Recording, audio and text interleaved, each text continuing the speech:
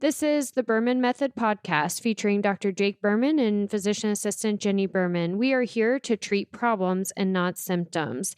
Disclaimer, this podcast is for entertainment purposes only and not to treat anyone or to give medical advice.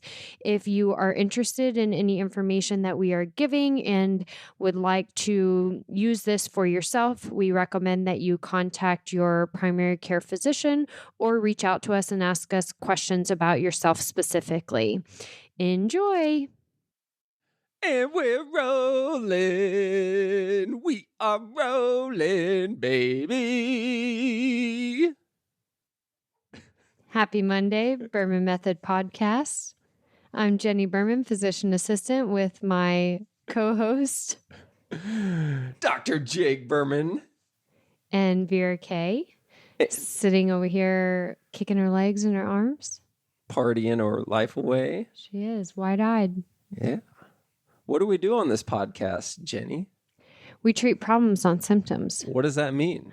That means that we are digging deep into your body, you as the person, trying to figure out where the problem is actually stemming from and not just handing you medications and treating the symptoms that you are feeling. We are David against Goliath.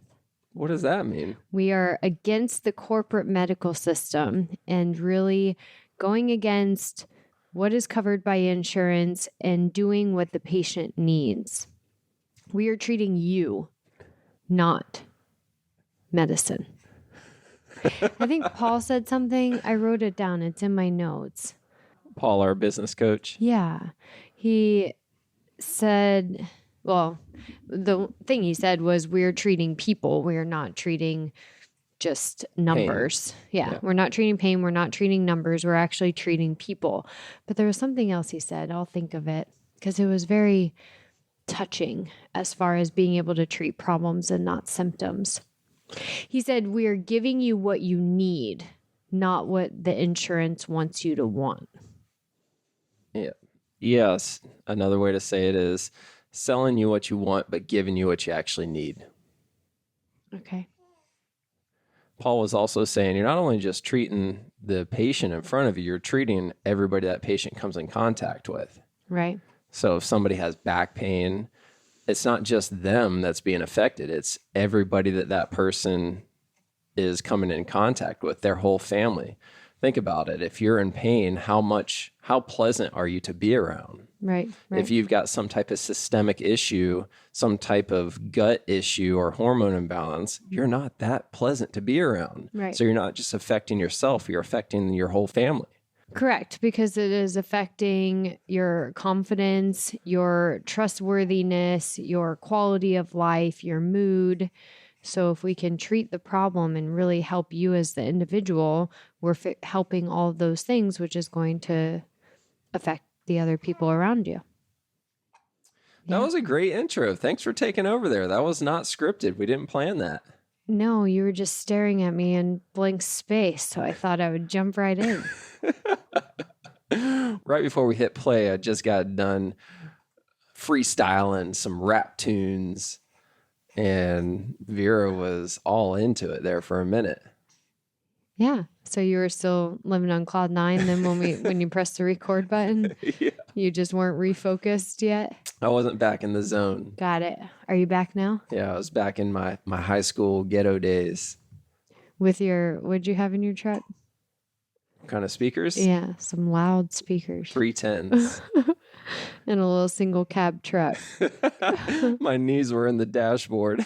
All right. So now we're here. We're in the here and now. And today we're going to be talking about hormones. Hormones. So I am interested in talking about this because lately it seems we have had a pretty big influx of individuals coming in saying, my hormones are just so messed up. I need my hormones tested really to figure out what's going on. And my first thought is always, okay, well, let's dig a little deeper first and really figure out what else is going on. Let me get a better idea of what you're experiencing to think that hormones are messed up and need to be checked and that you may need hormone replacement. And this is going for males and females. Males coming in feeling that their testosterone levels are low and that they need to take testosterone. Females saying, I have to be going through perimenopause or I'm postmenopausal. This is all a hormone issue. But we really just need to dive in a little bit deeper and see what actually is going on. Yes, let's do that. So depending on the gender, male or female, a lot of the symptoms that are playing into what individuals think could be a hormone issue would be fatigue is a big one, not being able to sleep through the night. So waking up in the middle of the night or unable to fall asleep. Mood swings can be associated for sure. Weight gain is one that we hear a lot. They're like, I'm gaining weight. I can't sleep at night. It just has to be my hormones. And I'm exhausted all day long. So those are some of the most common. Some other ones, depending on age, could be actual acne issues. So women, even in their 40s and 50s, can now be experiencing acne again. And they're like, I haven't dealt with acne since I was in my teens. What's going on now? It must be hormonal. And as we dig a little bit deeper in identifying where are these symptoms of hormone imbalance actually coming from and what actually needs to be done to treat it. Do we need hormone replacement therapy? Do we need progesterone? Do we need testosterone? Do we need estradiol or estrogen? And sometimes, yes. Majority of the time, no. They don't need hormones. Why? That was a very, very confused why. Yeah, tell me more. So hormone replacement, as I mentioned, in some individuals is necessary, but majority of the time when we are seeing individuals for these types of symptoms in our practice at Berman Health and Wellness, it is not the hormones that are causing the problem. Yes, the symptoms are presenting as hormone issues, but that's not the actual problem. Once we dive deeper into their metabolism and into their medical history and into their blood work, we're actually seeing that 95% of the time it's related to a blood sugar instability or a thyroid inefficiency. Oh, come on. So it doesn't mean that your thyroid is abnormal necessarily and that you're hypothyroid, but the thyroid can become less efficient to where it's actually presenting as hormone type symptoms. The fatigue, the hair loss, the poor sleep, constipation even is another one when the thyroid is not functioning efficiently. And again, those are very similar to what a lot of individuals are experiencing with this quote unquote hormonal change that they're having. The other side of that I mentioned is blood sugar instability. So the blood sugar fluctuating up and down throughout the day and the night. This is affecting our cortisol levels. This is affecting our magnesium and our vitamin D levels, which is changing our mood, changing our ability to actually fall asleep and staying asleep at night, changing our weight. Blood sugar instability, we store food as sugar, which causes us to actually gain weight. Certainly brain fog, not being able to think clearly or remember things as clearly is a symptom of blood sugar instability as well, which a lot of people also relate to hormone imbalance. So to talk about this a little bit more... Can you hold that thought for 1 second? Mm-hmm. Just because we mentioned these words a lot on this podcast, and I don't want to just assume that everybody knows exactly what it means. So let's do a really basic fundamental thing of two things, or a fundamental definition of two things. Cortisol. Yes. Cortisol is a stress hormone that is released from the adrenal glands, but it also is released in response to insulin, which is a hormone released from the pancreas in response to blood sugar. So what that means in simple terms is when your blood sugar rises, your cortisol level rises. And cortisol is a stress hormone that can cause the body to hold on to abdominal fat.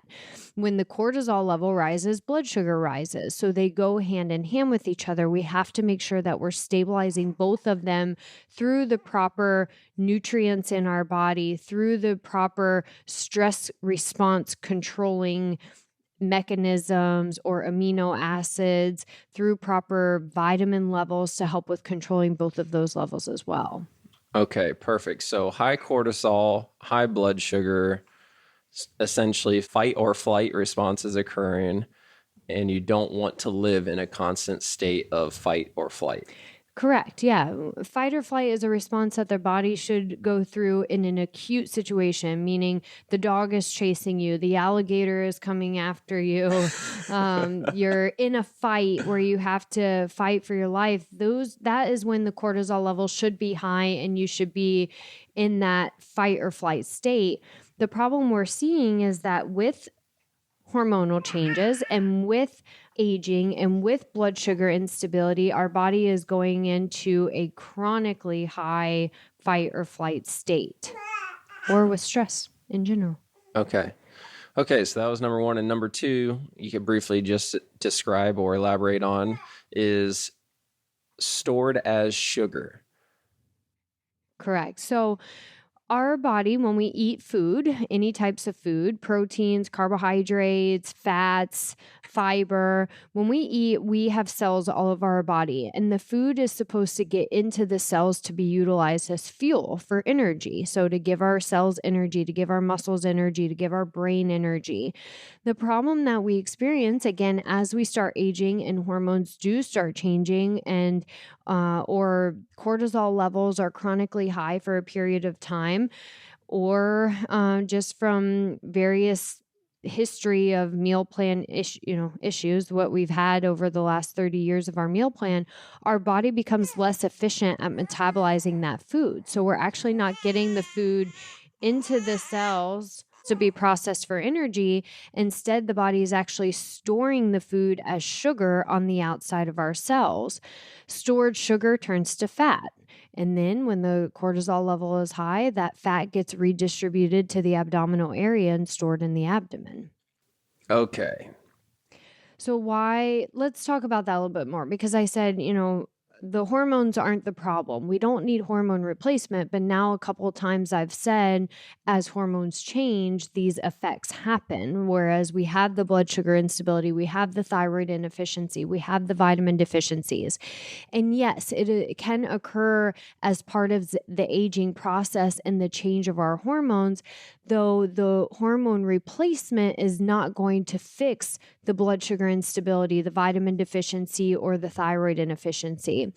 We don't need hormones to fix those issues. We can't just use hormones to fix those issues either. We actually need to change how we're fueling our system as our hormones change. So the things that we fed our body and the types of exercise that we did in our 20s and 30s isn't going to be the same as when we're in our 50s, 60s, 70s, or even in postpartum because of the hormone changes that are occurring. Wow. So the exercise has actually changed too, not just the food. Obviously, I know that I can't go eat a large cheese pizza all to myself in one sitting like I used to do in college. However, I didn't think that I shouldn't be doing the same exercises that I did in college either.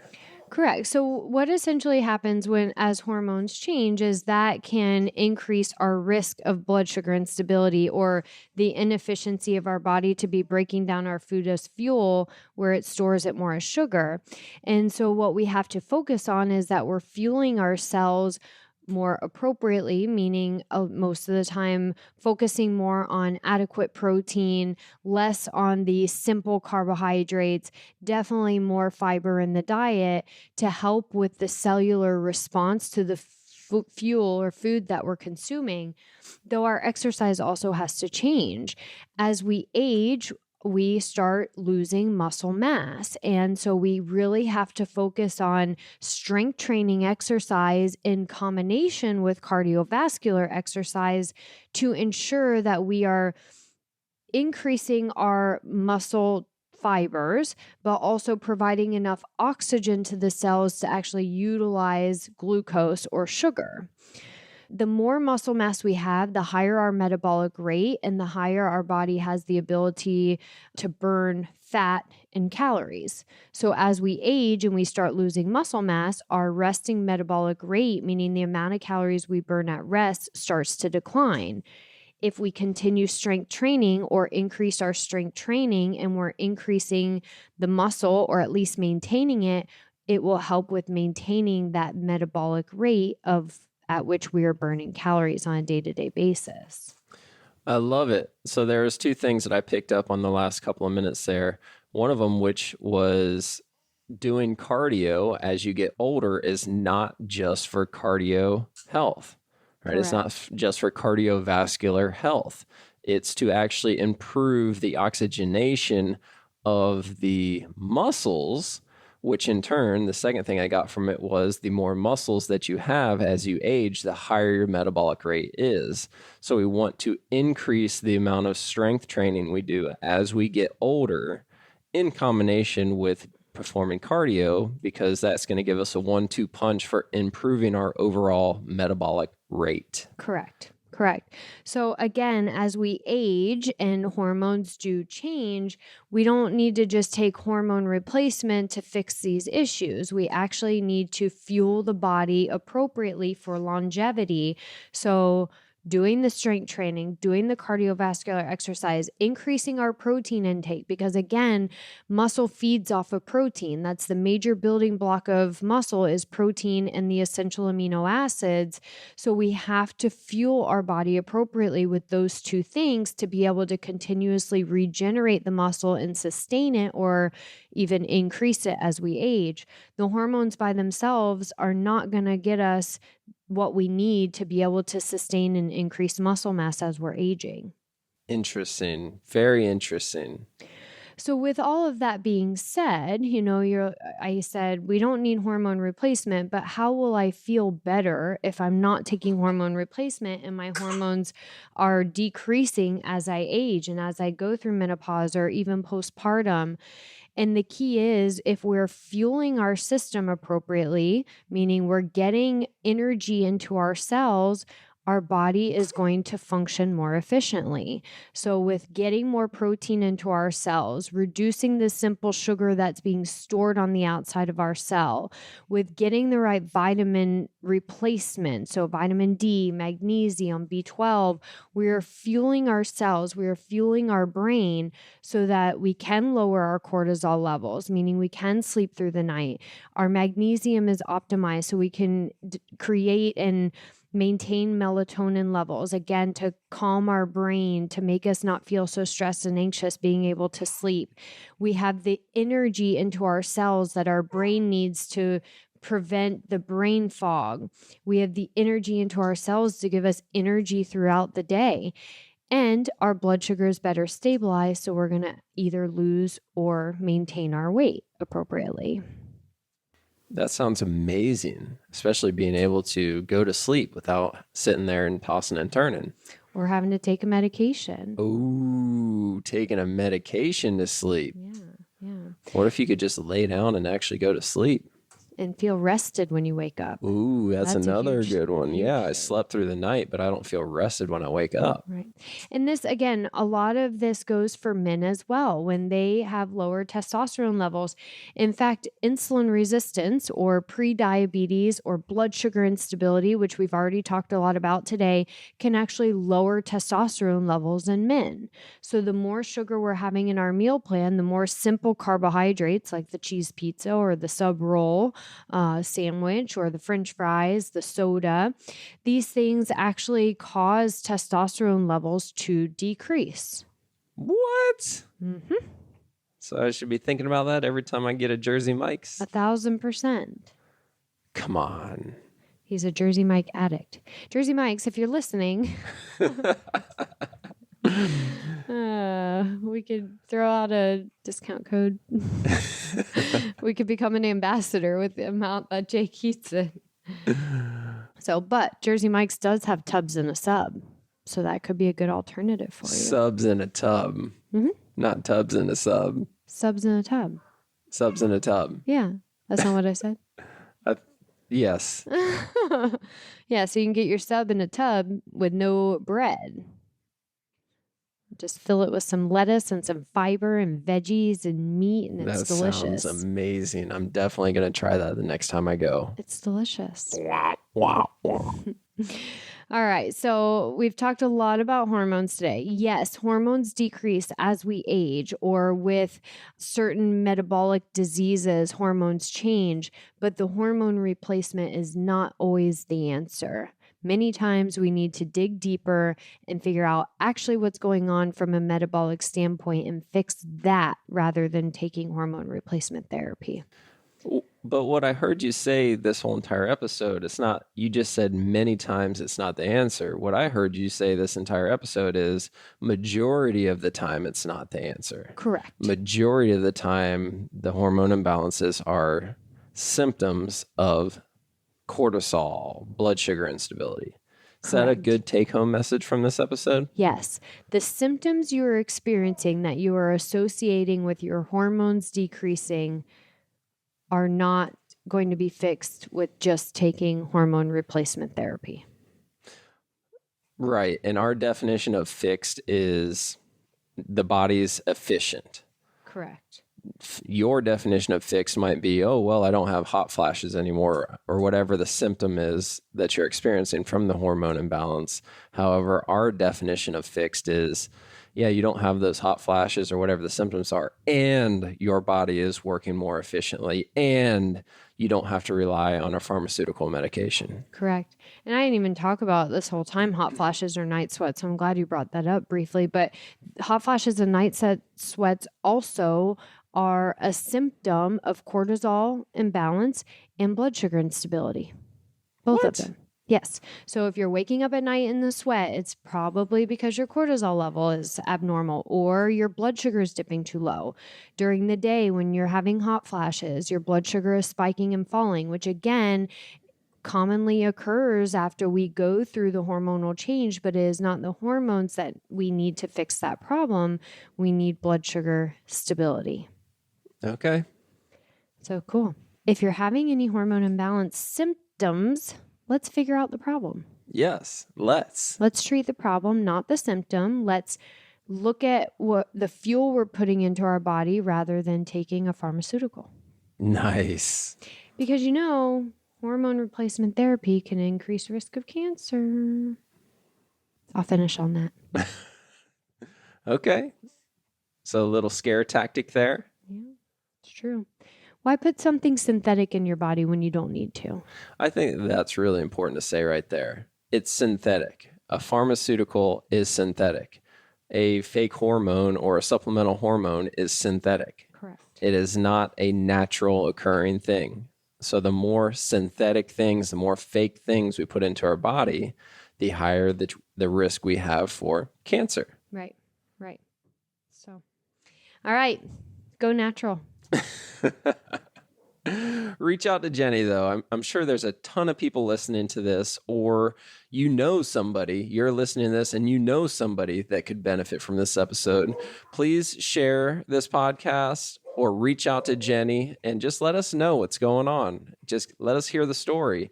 And maybe it is appropriate for you to move forward and work with Jenny, or maybe it's not. Just reach out and get more information. I think you've got a lot of information on this particular topic in your book too. Yes. And the book is on Amazon. Yeah. The Berman Method to Listening to Your Gut. Yeah. So check it out on Amazon. We can link it in the show notes. But yeah, we talk a lot in the book about blood sugar stability, about hormone changes, about vitamin deficiencies, which we briefly discussed on the podcast today. Perfect.